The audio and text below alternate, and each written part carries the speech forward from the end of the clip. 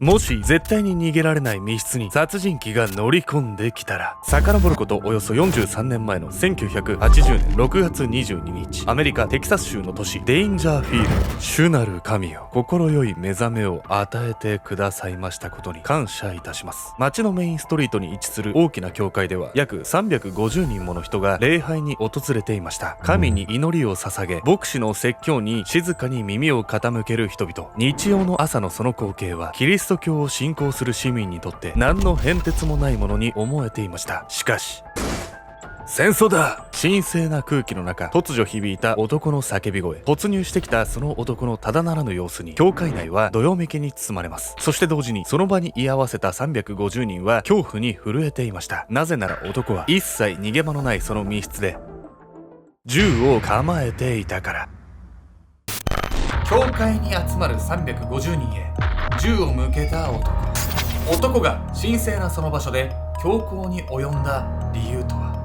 そしてこの事件解決したその後も、市民の苦しみは終わらなかったんです。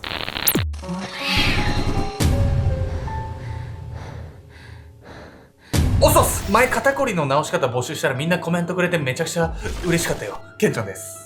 後ろで腕組めます。ヤミコです。どうするとすごいの？巻き舌ができるかできないかって。巻き舌？人間が肩に関係あるの？いや、なんかそのできるできないあるじゃん。遺伝で決まってんだよね。巻き舌？舌が巻けるか巻けないかとか。ちょっと巻いてみてよ。いや、それはちょっといいんですけど。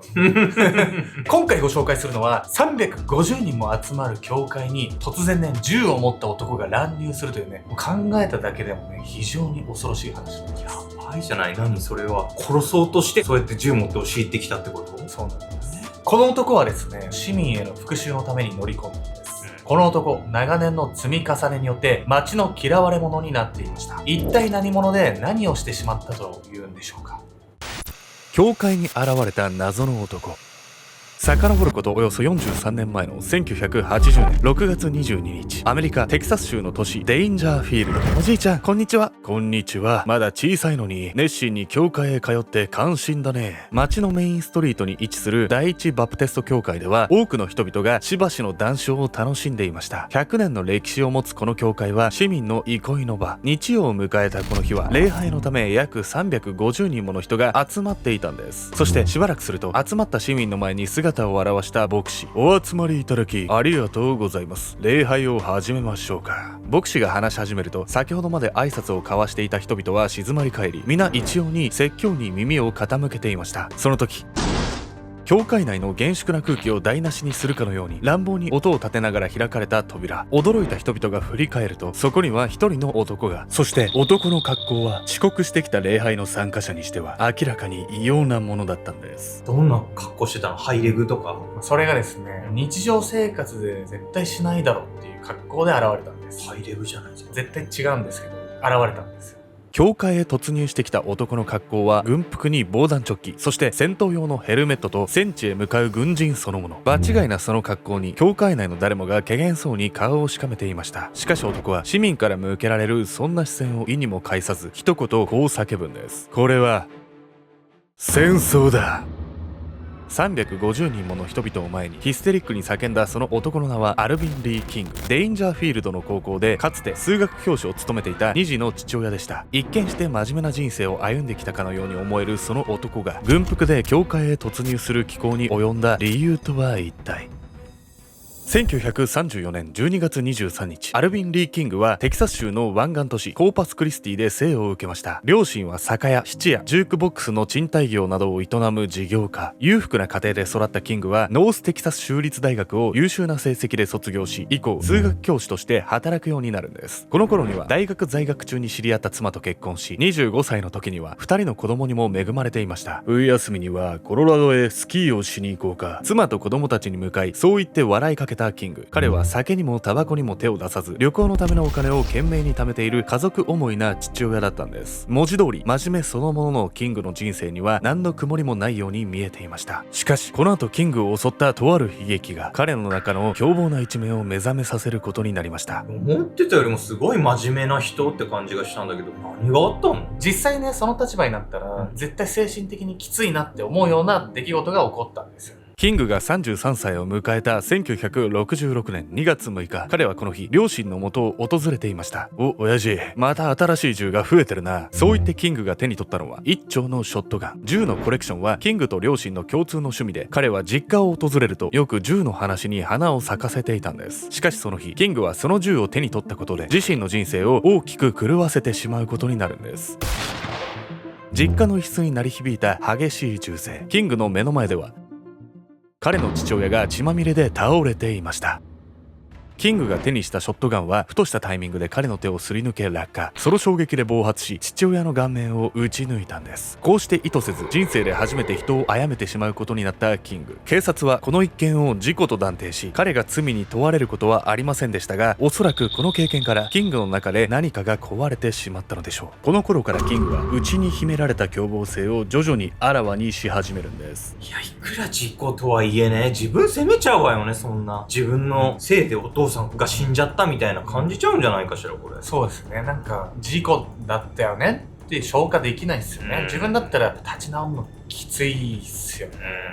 父の死から数ヶ月後、キングは同じく教師を務める妻の紹介を受け、地元コーパスクリスティから700キロ離れた町デインジャーフィールドの高校で働くようになるんです。そしてこの学校へ勤め始めた頃から、キングはその人となりに明らかな異変を見せ始めます。この学校でキングは優秀な成績の生徒を集めた数学チームを結成。彼の生徒たちは州の大会で多くの賞を獲得する快挙を見せていました。こう聞いていると、キングはいかにも優れた数学教師に思えるんですが、実際のところは違うんです。先生、ちょっとこの問題がわからないんですが、授業中黒板に向かうキングに恐る恐る尋ねた一人の生徒。しかしキングが生徒の方を振り返ることはありません。そう、彼は成績のいい生徒のことは熱心に教える一方で、授業についてこられない生徒は容赦なく切り捨て、何のフォローもしないんです。さらに、俺は無神論者だ。職員室に居合わせた教師たちに向かい、勝ち誇るような笑みでそう言い放ったキング。彼はキリスト教を信仰する同僚を嘲笑い、いつも見下すような態度をとっていました。そうやってことあるごとに人をバカにする彼の振る舞いに、教師も生徒も揃ってキングのことを嫌っていたんです。マジで嫌な教師じゃない。誰が勉強を教わりたいのよ、こんなやつ。そうなんですよ。しかもキングのこの横柄な態度というのは、大事にしていた家族にまで猛威を振るい始めるんです。おい、アル、どうしてこんな点数しか取れないんだ。お前は俺の顔に泥を塗るつもりか。高校生の息子アルに向かい、激しい剣幕で怒鳴り始めたキング。その手には91点の答案用紙が握られていました。息子の前回の成績は98点。そう、キングは息子のテストの点数が少しでも下がると、何時間にもわたって延々と説教を繰り返すんです。さらにそんな説教の最中、妻が帰宅するともう目も当てられません。おい、俺より遅く帰ってくるとはどういうつもりだ。舐めてんのか。やっ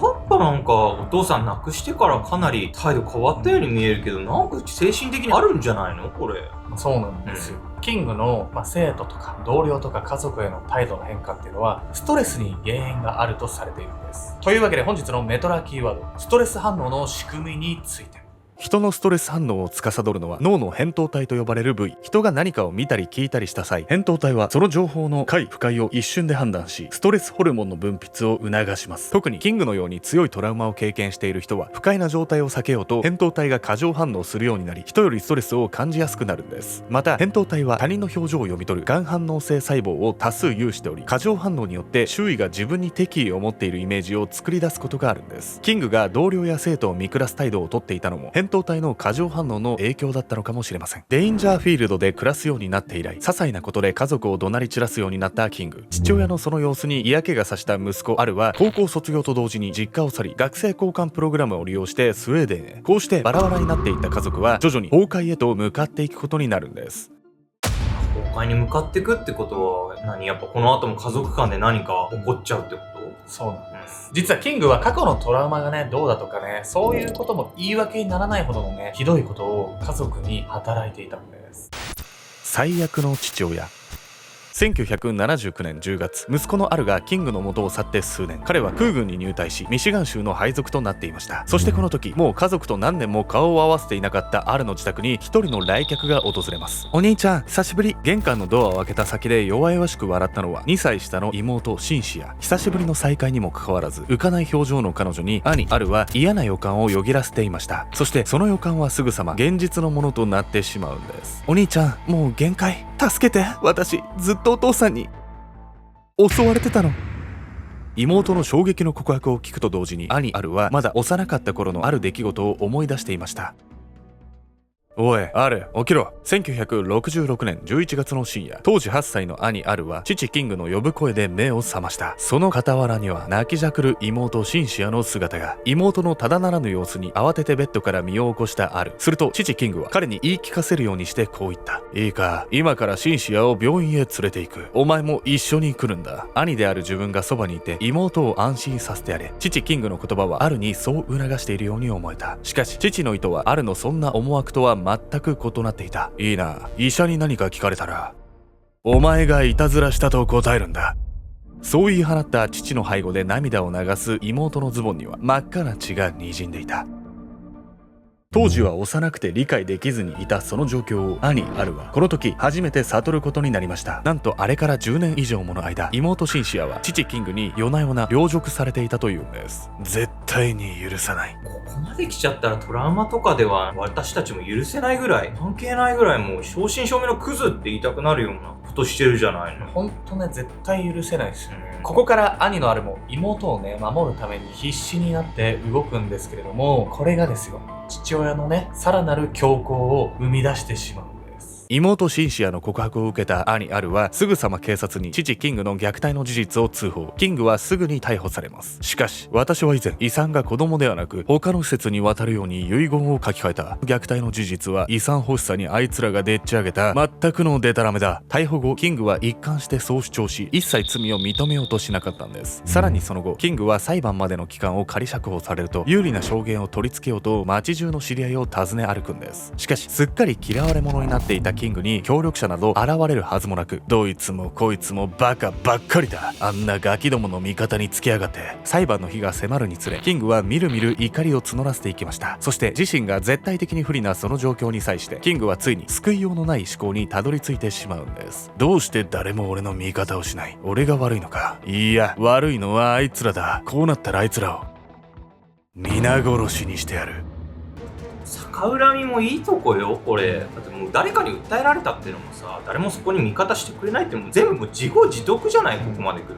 もはやね、正論も通じるようなね、状態ではなかったんです。そして町の人たちへの恨みを募らせたキングが向かった先はあの場所だったんです。嫌われ者の爪痕。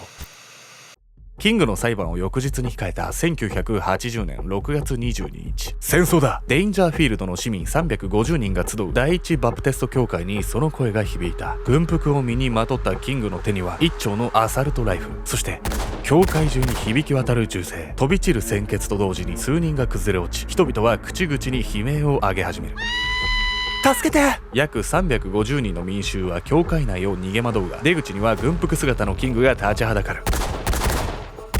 この地獄に逃げ場などなく、このまま多数の命が身勝手な男の手によって奪われていくかに思えた。しかし、銃を離せ！そう叫ぶと猛烈な勢いでキングへ突進した一人の勇敢な男性。男性の様子を見ると、周囲にいた他の男性たちも触発されるようにキングに覆いかぶさっていた。くそー。350人をたった一人で相手にしようとすれば、それは至極当然の結果だった。大人数の反撃を受けたキングは劣勢を悟り、慌てて教会の外へ逃げ出す。そして拳銃を一丁取り出すと、それを自身のこめかみに当て、最後は自ら命を絶とうとしたキングでしたが、結局それも未遂に終わり、彼は再逮捕されることに。銃乱射で5人の死者、11人の負傷者を出すことになったキングは、妹の虐待に加え、さらに重い罪に問われることに。これは簡単に死んじゃダメよ。もう生きて罪を償うべきよ、これは。そうですよね。このキングが起こした事件、多くの死傷者をね、出して犠牲者を出したんですけれども、実はね、それ以外にもね、多くのさらなる犠牲者を生み出していたんです。事件の後、第一バプテスト教会の礼拝は、小さな鉛筆が転がっただけでも叫び声を上げ、しゃがみ込んでしまう人がいるほどの状態に。多くの市民がキングが起こした銃撃事件のトラウマに苦しめられることになったんです。そして市民たちの冷ややかな目は、被害者であるはずのキングの家族にも向けられます。妻グレッチェンと娘シンシアは、彼女たちには一切非がないにもかかわらず、その重圧に耐えきれず街を出ることに。そんな中でただ一人、デインジャーフィールドの街に残り続けたのが息子のアルでした。あいつの息子である限り、この街の人たちにはとても顔向けできない。でも俺にはあいつが罪を認め、裁かれるのを見届ける責任があるんだ。法廷では事件当日の音声が何度となく流され、生々しい銃声や叫び声を聞くこともありました。また被害者遺族の泣き崩れる姿を目の当たりにすることも、遺族から直接怒りをぶつけられることも。それでもアルは間違いを犯した父親に審判が下されるその日を、その街でじっと待ち続けていたんです。ある、ほんとすごいじゃない。これもう息子である以上さ、父親の行ったことは自分自身で向き合わなきゃいけないと思ってるってことでしょ、これ。そうですね。背負うようなつもりではいたんだと思うんですけど、そんなね、息子の思いすらも踏みにじるような行為をね、キングはしてしまうんです。それはキングの最後の裁判が行われる1週間前、1981年1月12日のこと。もしもし、父が。その日かかってきた1本の電話に息子アルは完全に放心状態になっていました。そう、この日父キングは拘置所内で自ら命を絶ったんです。キングは看守の目を盗んでタオルを切り裂き、そのタオルで首を吊っていたといいます。デインジャーフィールドの市民に深いトラウマを植え付けたこの男は結局その罪を償うことなく逃げるように生涯を終えたんです。しかし最後まで卑怯だったキングに対し、デインジャーフィールドには事件の悲しみを乗り越えようとする人々が少なからずいたんです。あの事件以降、私は些細な喜びに気づけるようになりました。雨の日がどんなに気持ちいいかとか、こうして生きていることは当たり前じゃないんだって。そうやって事件を教訓にしていこうとする市民の存在が最悪の父を持ったキングの家族にとってもせめてもの救いとなるのではないでしょうか。